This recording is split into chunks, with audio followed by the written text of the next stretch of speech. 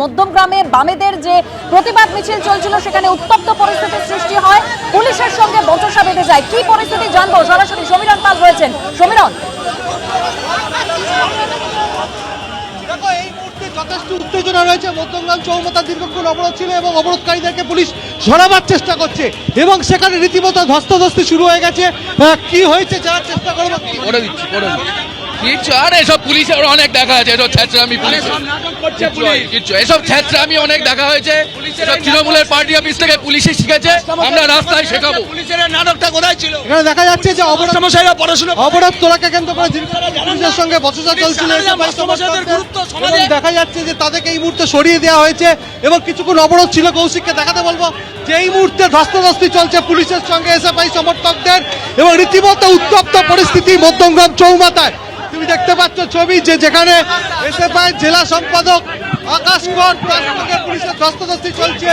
Police এবং SFI সমর্থকদের ধস্তাধস্তিতে রীতিমতো উত্তপ্ত মধ্যমগ্রাম চৌমাথা। সেখানে দেখা যাচ্ছে যে এসএফআই সমর্থকদের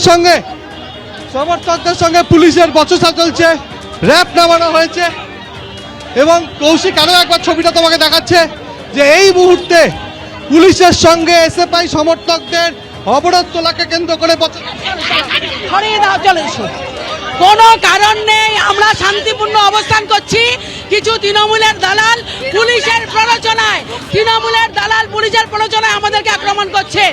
অর্থাৎ দেখতে পাচ্ছ যে তুমি রীতিমতো উত্তপ্ত পরিস্থিতি, পুলিশের সঙ্গে এসএফআই সমর্থকদের ধস্তাধস্তি।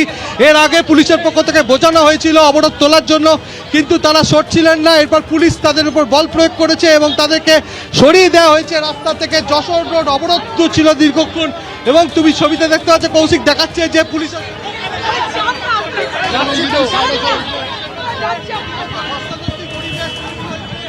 একেবারে যেখানে বাদু রোডের দিক, যেখানে মধ্যমগ্রাম থানা, সেই দিকে এসএফআই সমর্থকরা এগিয়ে যাচ্ছে।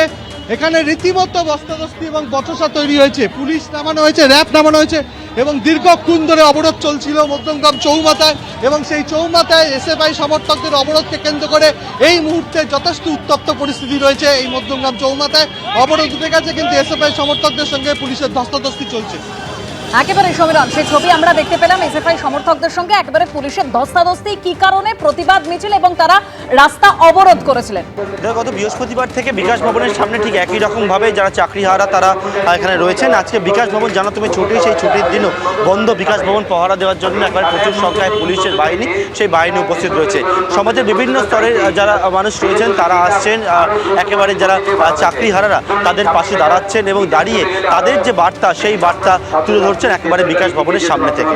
একটা সময় এমন হবে যাদের পয়সা নেই তারা সরকারি একেবারে পার্থ, সেই ছবি আমরা দেখতে পাচ্ছি। একদম তারা সেখানে আন্দোলনে রয়েছেন, আন্দোলনে অনড় তারা। একদিকে মার খেতে হলো তাদের এবং ওই ঘটনার প্রতিবাদ চলছে সর্বত্র।